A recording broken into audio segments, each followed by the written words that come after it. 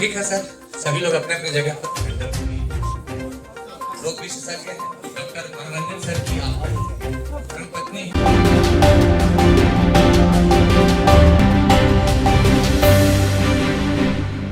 महापुरुष है, जो भी मनीषी हैं, विचारक हैं, उनकी जयंती और पुण्यतिथि मनाना कहीं न कहीं समाज को जोड़ना है।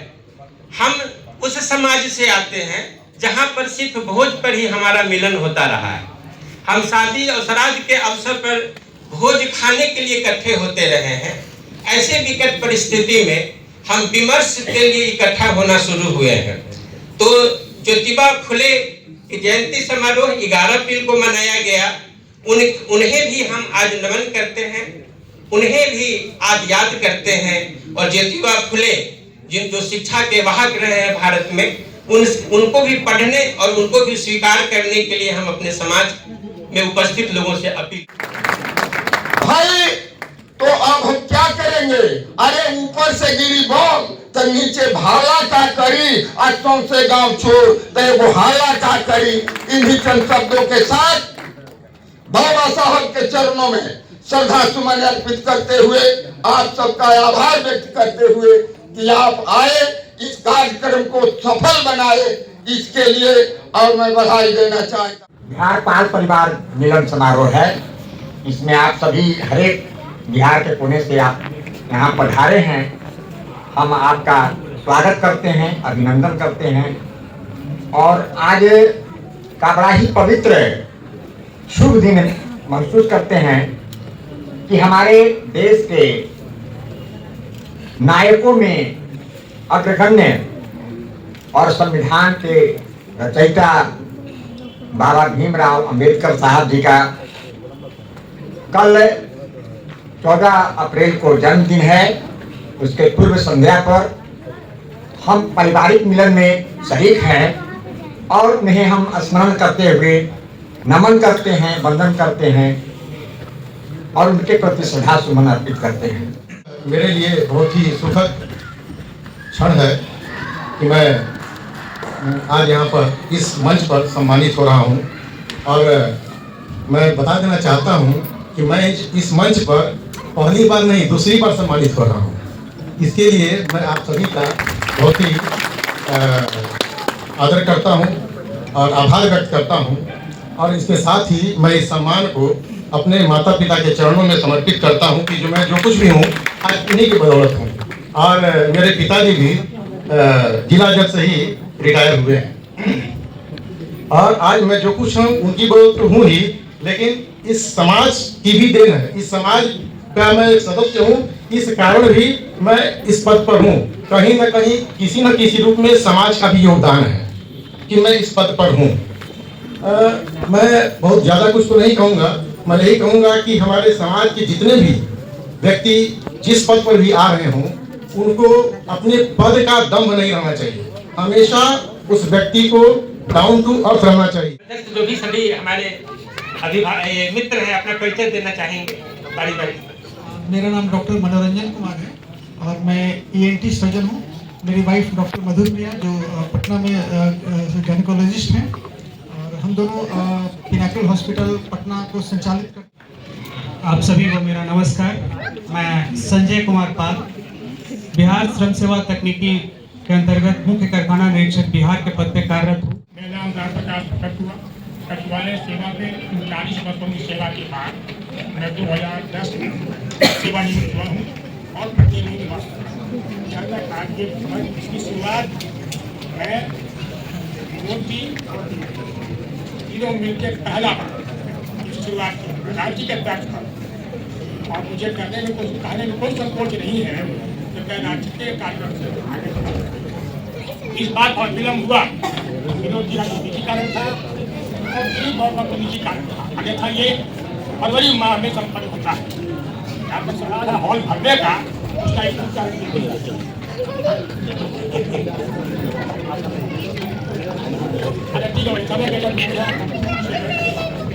सिर्फ परिचय, समय इजाजत नहीं दे रहा, प्लीज।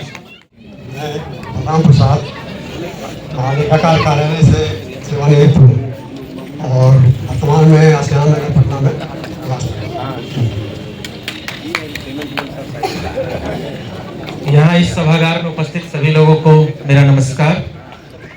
हिमांशु शेखर। मैं फिलहाल अभी वर्तमान में गवर्नमेंट इंजीनियरिंग कॉलेज आरा में असिस्टेंट प्रोफेसर के रूप में इलेक्ट्रिकल इंजीनियरिंग विभाग में हूं और वहां मैं फिलहाल अभी एचओडी के पद पर भी हूं। धन्यवाद। अच्छे पदाधिकारियों के बीच में रहकर अच्छा पदाधिकारी बनना, ये तमाम बातों को बाबा साहब भीमराव अम्बेडकर से जोड़ते हुए अपने प्रेरणा के लिए 2 शब्द ताकि समाज उसे जोड़ सके। छोटे भाई इंजीनियर हरिशंकर। बाल पारिवारिक मिलन समारोह जैसा आप लोग जानते हैं, लिखा हुआ भी है, ये 13वां साल है। इसकी शुरुआत डॉक्टर दिलीप पाल जी, डॉक्टर विनोद पाल जी ने शुरुआत में किया और उस सोच के साथ ये लोग शुरुआत किए। और अभी खुशी की बात है कि ये हर साल इस कार्यक्रम का आयोजन होता है और इसमें नए नए लोग जुड़ते चले आ रहे हैं। शुरुआत में हम लोगों से बहुत लोगों को पता भी नहीं था, लेकिन समय के साथ साथ धीरे धीरे पता चला और अभी काफी अच्छी संख्या में लोग आ रहे हैं। बड़े भाई सत्येंद्र पाल जी से बस 2 शब्द। नाम सत्येंद्र प्रसाद है। मैं कोऑपरेटिव डिपार्टमेंट में था। मैंने रिटायर किया है जॉइंट रजिस्ट्रार कोऑपरेटिव सोसाइटी से। मैं 39th बीपीएससी कंप्लीट किया था 1995। मेरा कहने का ये तात्पर्य है कि शिक्षा के बारे में सभी ने कहा, आज अगर हमारे पूर्वजों ने हमें शिक्षित नहीं किया होता तो आज हम भी इस काबिल नहीं होते कि अपने बच्चों को एक सही मुकाम दे पाते। शिक्षा निसंदेह आज की जरूरत है, सभी को चाहिए प्रयास करना। शिक्षा वह दूध की गर्मी है, गर्मी की दूध है कि जो पढ़ेगा वह दहाड़ेगा। हमारे समाज में आज भी बहुत ऐसे लोग हैं जो अपने बच्चों को नहीं पढ़ा पाते हैं, हमें उन पर भी ध्यान देना चाहिए। इसी संदर्भ में हमारे पूर्व वक्ता जी ने एक कॉर्पस की बात की थी। ये बहुत जरूरी है हम लोगों के लिए, अपने समाज को आगे बढ़ाने के लिए, कि हम एक अच्छी कॉर्पस की इच्छा करें जिससे हम उन आदमियों को, उन बच्चों को, उन व्यक्तियों को कुछ सहयोग कर सकें जो वो सक्षम नहीं। आदर्श पाल छात्रावास के सम्मानित अध्यक्ष और आदर्श पाल छात्रावास के लौह पुरुष जनक जो भी उपाधि है हम उन्हें समर्पित करते हैं और आदर के साथ 2 शब्द कहने के लिए मंच पर आमंत्रित। मैं समाज को जगाना चाहता हूँ कि आज छात्रावास जो है वो खतरे में पड़ा हुआ है। छात्रावास नहीं खरीदा है, वो समाज को खरीदा है। तो ऐसे ऐसे भी व्यक्ति हैं, आप कहते हैं कि पाल समाज को सभी तो ठीक ही है, सभी में कुछ न कुछ तो गड़बड़ी तो रहेगा ही। 5 उंगली एक समान नहीं है। हाई स्कूल के मैदान में 23 मार्च को भगत सिंह के शहादत दिवस पर एक जबरदस्त हुंकार रैली का आयोजन इन्होंने किया था और उस कार्यक्रम के हम लोग भी साक्षी बने थे। इन्हें 2 शब्द के लिए हमारा निवेदन। सबसे पहले देश की नायिका एवं पाल समाज की धरोहर राजमाता अहिल्याबाई होलकर की चरणों में मेरा नमस्कार है, मैं नमन करता हूँ। साथियों, हम सब कहते हैं शिक्षित बनो, संगठित बनो, संघर्ष करो। यहाँ समाज के बहुत अनुभवी ज्ञानी आदमी, पढ़े लिखे सब कुछ है। हमारे समाज की हम लोग बात कर रहे हैं, बहुत यहाँ ऑफिसर, सिविल सर्विस, डिफेंस में हर विभाग के लोग यहाँ उपस्थित हैं। हर विभाग में हमारे लोग हैं। उसके बावजूद भी हमारे सर बोले कि जो सरकारी योजना है उस योजनाओं की लाभ हमारे लोगों की नहीं मिल पाती है, नहीं, जानकारी के अभाव में नहीं मिल पाती है। हम सब बात तो करते हैं लेकिन पहल नहीं कर पाते हैं। इसका भी एक मुहिम चलना चाहिए, जो सरकार की योजना हो उसका लाभ हमारे लोग तक पहुंचे और हमारे लोग उस लाभ को प्राप्त करके आगे बढ़ने का काम करें। शिक्षा का मतलब सिर्फ नौकरी करना ना होता है। अगर शिक्षा के मतलब सिर्फ नौकरी ही हम लोग लगा देंगे तो समाज में सिर्फ नौकर ही पैदा होगा, मालिक नहीं। इसलिए हम चाहेंगे कि हमारे जो सर बोले हैं डीटीओ सर पटना, उन बातों पर विचार करना चाहिए और आगे भी बढ़ने का काम करना चाहिए। इतना अवसर होने के बावजूद भी पाल समाज का बिहार में नाम नहीं है, पहचान नहीं है, इस पर भी हम लोगों का विचार करना चाहिए। कि हमारे लोग जज हैं, इंजीनियर हैं, डॉक्टर हैं, पीसीएस अधिकारी भी हैं, उसके बावजूद भी जो पटना के धरती पर हम कहते हैं कि हम संतोष पाल हैं, तो लोग पहचानने से इग्नोर करता है कि पाल कौन जात है। ये सोचने का विषय है, पहचान हम लोगों की बनेगा कैसे, पहचान कहां से होगा, इस पर भी हम सबको विचार करना चाहिए। बाकी हमारे आप सब गार्जियन हैं, आप सब हमसे बहुत अनुभवी हैं, आप सब बहुत यहाँ अच्छा बातें सुनने को मिला।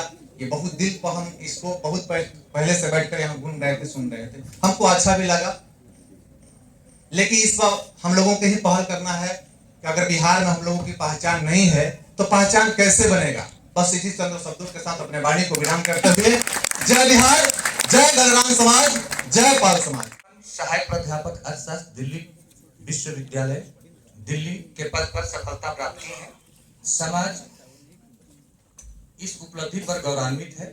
आपको पाल प्रतिभा सम्मान 2025 से अलंकृत किया जाता है। उज्ज्वल एवं यशस्वी जीवन विभाग कामेश्वर सिंह संस्कृत विश्वविद्यालय दरभंगा, उन्हें सम्मानित करने के लिए डॉक्टर मधु जी से हमारा आग्रह है। डॉक्टर मंजू कुमारी सहायक प्राध्यापक समाज शास्त्र बिहार विश्वविद्यालय सेवा आयोग के पद पर सफलता प्राप्त की है। समाज इस उपलब्धि पर गौरवान्वित है। आपको पाल प्रतिभा सम्मान 2025 से अलंकृत किया जाता है। समाज आपके उज्जवल यशस्वी जीवन की कामना करता है।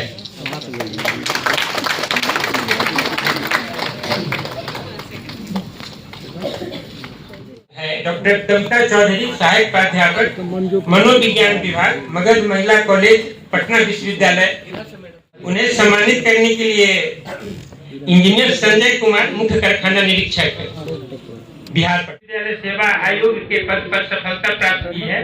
समाज इस उपलब्धि पर गौरवान्वित है। आपको बाल प्रतिभा सम्मान 2025 से अलंकृत किया जाता है। प्रियंवदा जिज्ञासु सहायक प्राध्यापक अर्थशास्त्र विमेंस कॉलेज पटना विश्वविद्यालय पटना, उन्हें जीवन की कामना करता है। नूनी रोटी खा के भले जिंदगी बिताई है, नून रोटी खा के भले जिंदगी बिताई है। अपने तो पढ़ला नहीं बबुआ के पढ़ाई है, पढ़ी लिखी सभे एहिजा बनल महान बा, पढ़ा लिखा बबुआ कलमिए में जान बा। अलंकृत किया जाता है। समाज आपके उज्जवल यशस्वी जीवन की कामना करता है। संयोग ऐसा है कि इनके पिता श्री कन्हैया प्रसाद खुद अपने सिविल जज थे, जिला जज होकर रिटायर किए। उनके 2 सुपुत्र हैं, दिव्येश जो आपके सामने में अभी सम्मान ग्रहण किए हैं, और दूसरे उनके सुपुत्र हैं मान्यवर अमन कुमार जो सिविल जज हैं। यह भी एक सुखद संयोग है मान्यवर सिंह। ये अमन कुमार जो मंच पर आएंगे। अमन कुमार सिविल जज 32वीं बिहार न्यायिक सेवा के पद पर सफलता प्राप्त की है। समाज इस उपलब्धि पर गौरवान्वित है। आपको पाल प्रतिभा सम्मान 2025 से अलंकृत किया जाता है।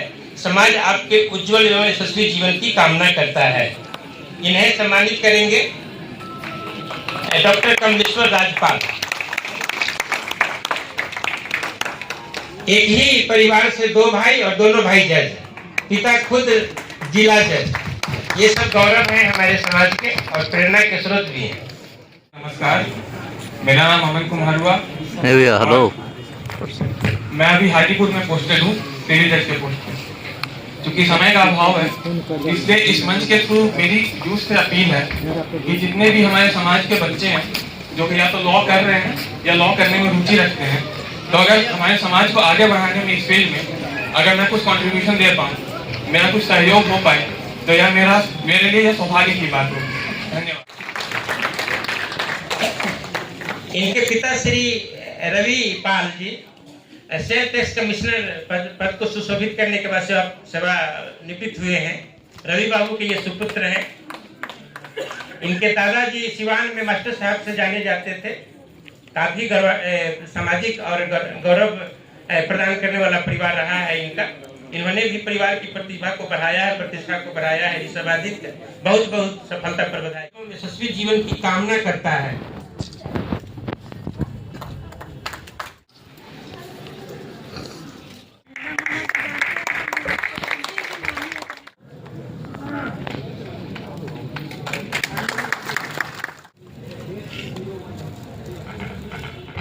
2025 से अलंकित किया जाता है। समाज आपके स्वस्थ एवं सुखी जीवन की कामना समाज को सदैव प्रेरणा देता रहेगा। अमूल्य योगदान दिया है, उक्त कार्य के लिए बाल समाज सदैव आभारी रहेगा। आपको बाल समर्पण सम्मान 2025 से स्वस्थ एवं सुखी जीवन की कामना करता है।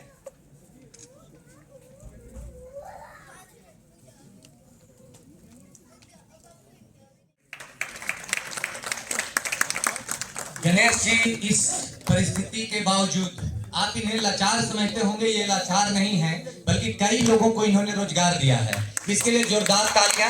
इनके अंदर में करीब 10 लोग काम करते हैं और उन 10 लोगों का परिवार का पालन पोषण इनके खादी भंडार और इनका जो 4-5 मशीन है उसके कारण होता है। इसके लिए बहुत बहुत बधाई।